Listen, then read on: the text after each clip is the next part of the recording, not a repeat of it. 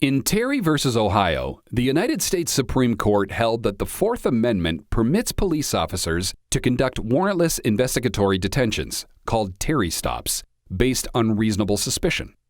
What if a suspect fits a drug courier profile based on circumstantial evidence?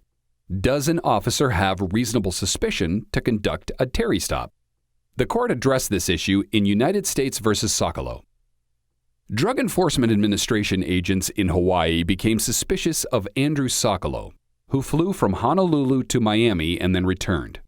The agents learned several facts about Sokolow. First, he had paid $2,100 for 2 round-trip plane tickets from a large roll of $20 bills on the same day that he and his companion had departed. Second, Sokolow had traveled under what possibly was an alias name.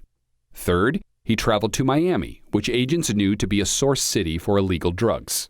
Fourth, he stayed in Miami for only 2 days, but the flight from Honolulu to Miami took 20 hours.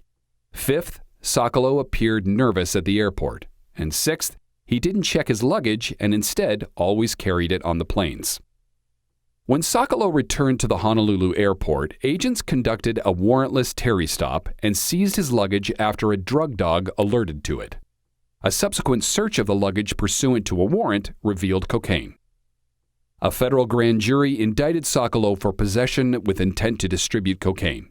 Sokolow moved to suppress the cocaine, contending that the Terry stop wasn't supported by reasonable suspicion. The district court denied the motion. Sokolow entered a conditional guilty plea, which permitted him to appeal the district court's ruling. On appeal, the United States Court of Appeals for the Ninth Circuit reversed the district court's judgment, holding that the agents had lacked reasonable suspicion. The Ninth Circuit rejected the government's argument that Sokolow's characteristics fitting a drug courier profile were sufficient to provide reasonable suspicion. The court held that the agents should have had some information that Sokolow was actually smuggling drugs before relying on a drug courier profile for reasonable suspicion. The United States successfully petitioned the United States Supreme Court to review Sokolow's case.